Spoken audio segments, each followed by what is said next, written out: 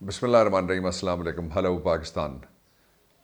आज दो important issues हैं। एक तो ये कि जो सुप्रीम कोर्ट ऑफ पाकिस्तान की जजमेंट आई है उसके अंदर से कुछ निकला है ताज़ा, जो मैंने अपनी आंख से देखा है, वकालती आंख से, वो मैं आपके साथ शेयर करना चाहता हूँ। वो अभी तक किसी जगह शेयर नहीं हुआ। दूसरा, मैं आपको ये बताना चाहता हूँ कि जो आज पाकिस्तान कहाँ खड़ा है और हो क्या रहा है पाकिस्तान के साथ वो, लेकिन उससे पहले मैं आपको जो दो ताज़ा तरीन बातें हैं वो मैं आपके सामने रखता हूँ। एक है जो प्राइसेस बढ़ी हैं। आज पेट्रोल 282 रुपये फ़ी लीटर हो गया है पाकिस्तान में।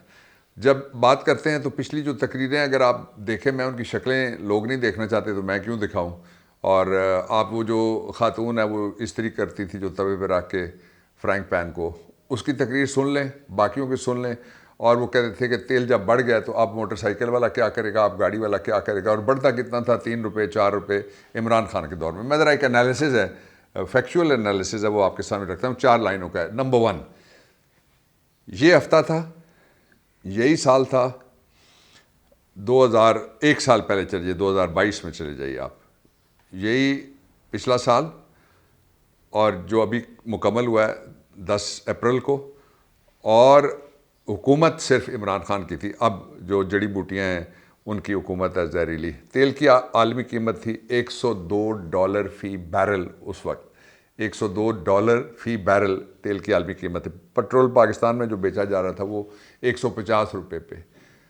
और ये कहते थे कि दुनिया का सबसे सस्ता तेल इमरान खान बेच रहा है। और कहते थे साथ कि IMF नाराज़ हो गया है, वर्ल्ड बैंक नाराज़ हो गया है, अमेरिका नाराज़ हो गया, आलमी मंडियाँ नाराज़ हो गई, ये इमरान खान कर क्या रहा है। तो वो आपको फ़ायदा दे रहा था, वो आपके लिए हुकूमत कर रहा था और उसके आदर्श आपके लिए थे। आज जो उसी डेट के ऊपर अप्रैल 2023, मैंने कहा कि यही साल था, यही महीना था, यही तारीख थी। फ़र्क ये पड़ा है कि पिछले साल इमरान खान था, अब जड़ी बूटियाँ और शोबाज है। तेल की आलमी कीमत अब 102 से नीचे आके $86 फ़ी बैरल है। 100 नीचे आके $86 फ़ी बैरल है।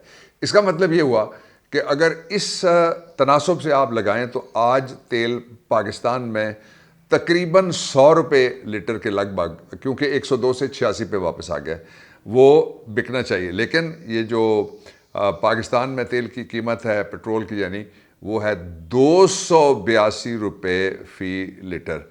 और ये जो आवाम की जेबों पे खरबों रुपए का डाका मारा जा रहा है, आप ज़रा गौर से देखिएगा कि ये डाकू कौन है। और ये कच्चे के डाकू नहीं, ये पक्के के डाकू हैं। और कच्चे के डाकुओं के खिलाफ बड़े ऑपरेशन करने के दावे होते हैं और फोटोएं चलाई जाती हैं। पक्के के डाकुओं को कौन पूछेगा। इस डकैती को जो आवाम की जान पे, माल पे, जेब पे और उसके घर पे लग रही है, इसको कौन संभालेगा। एक दूसरा जो मैं आपको बता रहा था कि पाकिस्तान को कहाँ पहुँचा दिया गया है, वो बड़ी इंपॉर्टेंट बात है। और वो राइज़ करती है अली जैदी की गिरफ्तारी। गिरफ्तारी कोई प्रॉब्लम नहीं होता, इसलिए कि अगर किसी खिलाफ कोई इल्ज़ाम है तो उसकी दो सूरतें हैं।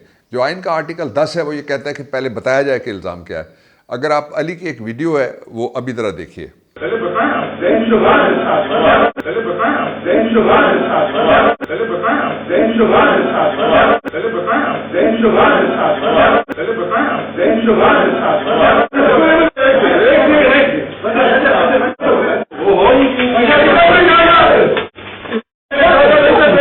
इस वीडियो में अली ये कह रहे हैं कि मुझे बताओ तो सही कि किस इल्ज़ाम में मुझे पकड़ रहे हो, मुझे बताओ तो सही कि मेरे खिलाफ एलिगेशन क्या है। ये वो अली अपनी ज़ुबान नहीं बोल रहा था, वो ज़ुबान थी पाकिस्तान के कॉन्स्टिट्यूशन की 1973। मैं एक साल से कह रहा हूँ सरज़मीन बेआइन है, आज सारे कहना शुरू हो गए सरज़मीन बेआइन है। तो जो पाकिस्तान का आइन गारंटी करता है कि आप बताएंगे क्या है। गिरफ्तारी कोई बात नहीं है, लेकिन तमीज़ एक चीज़ है, इंसानियत एक चीज़ है, शर्म एक चीज़ है, हया एक चीज़ है, अपने लोगों की हया एक चीज़ है। वो जो वर्दी वाले हों या बेवर्दी हों, जब आते हैं तो वो गुंडे नहीं हैं, वो उठाई गिरे नहीं हैं, वो डाकू नहीं हैं।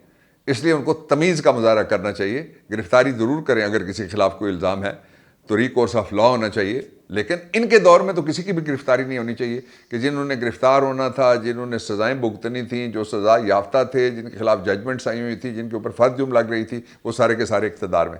لیکن جس لفظ کو بھی آپ ڈھونڈیں گے ڈکشنری میں، جس طریقے سے علی کی گرفتاری ہوئی ہے اس طریقے سے، اور اتنا پرانا کوئی الزام اس کے اوپر فوراً پرچہ کر کے اور فوراً گرفتاری کر لی گئی، یہ باہر آ جائے گا علی، لیکن یہ کالا داغ اس دور حکومت کے ماتھے کے اوپر کلنگ کا ٹیکا بن کے ہمیشہ چمکتا رہے گا۔ میں نے آپ کو کہا تھا کہ میں ایک ایسی چیز آپ کے سامنے رکھنا چاہتا ہوں سپریم کورٹ آف پاکستان کی ججمنٹ سے، جو پیسے دو اس کو آپ کہہ لیں، تو پیسے دو ججمنٹ جو ہے الیکشن کے لیے، اس میں آپ کو ایک نئی چیز آپ کو ہائی لائٹ کر کے بتانا چاہتا ہوں۔ یہ ذرا دیکھیے گا، یہ آپ کے سامنے میں اس ججمنٹ کا پیراگراف نمبر 2 رکھنا چاہتا ہوں۔ اس میں لکھا ہوا کیا ہے وہ میں پڑھتا ہوں۔ It was explained to the acting governor that as per paragraph number 5 of the order dated 4/4/23 made in the constitutional petition number 5, a sum of 21 billion was required for the purposes of general elections in the Punjab and KP assemblies, and it was required as to whether this sum could be made available from the funds aforementioned the federal government lying with account number 1.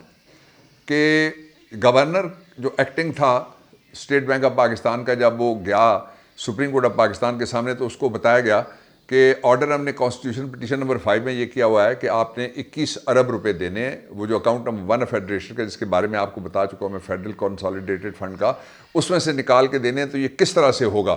اب ذرا جواب سنیے گا۔ یہ جواب جو یہ کہہ رہے ہیں نا کہ فیصلہ کیوں ہوا، فیصلہ کیسے ہوا اور حملہ ہو گیا خود مختاری پہ، ان غلاموں کی کیا خود مختاری ہوتی ہے؟ کوئی شرم کرو، یہ کہتے ہو کہ تمہاری بھی کوئی خود مختاری ہے، اور تمہاری جتنی خود مختاری اور آبرو ہے، اب مقدسات جو ہمارے محرمات، ہمارے جو ہماری جان ہے جہاں پہ اور ایمان ہے جہاں پہ، وہاں بھی لوگوں کی آواز تمہارا پیچھا کرتی رہتی ہے، تو کس کی بات کر رہے ہو؟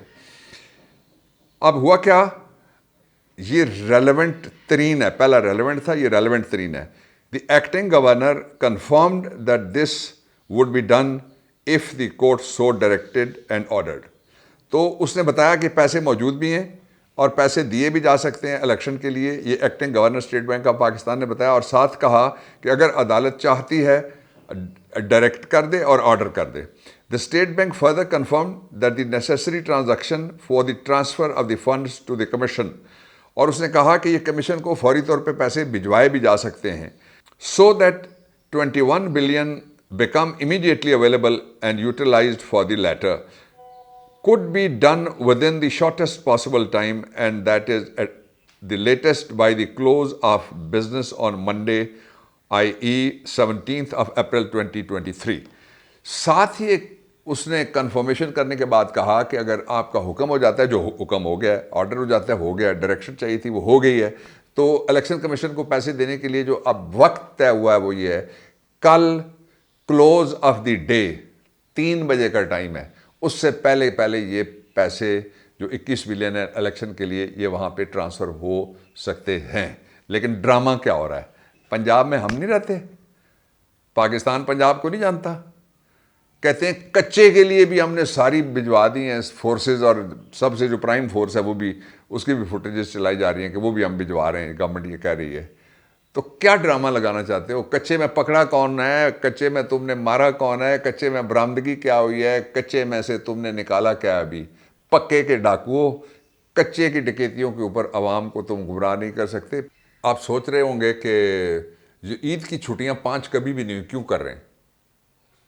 دیر is a method behind the madness. سازش ہے عمران خان کے خلاف، پی ٹی آئی کے خلاف، اور چھٹیاں کرنا سازش نہیں ہے۔ چھٹیوں کے اندر جو ہونے جا رہا ہے وہ یہ ہے کہ کچھ گرفتاریاں انہوں نے کرنی ہیں، کچھ نیکسٹ لیول کا تشدد انہوں نے کرنا ہے، کچھ نیکسٹ لیول کے چھاپے انہوں نے مارنے ہیں، کچھ نیکسٹ لیول کے انہوں نے پاکستان کے آئین کے ساتھ کھلواڑ کرنا ہے، کچھ نیکسٹ لیول کی جو بنیادی حقوق ہیں ان کو انہوں نے پامال کرنا ہے۔ ہمیں پتہ ہے کیا ہونے والا ہے۔ پھر کل بات کروں گا۔ پاکستان پائندہ باد۔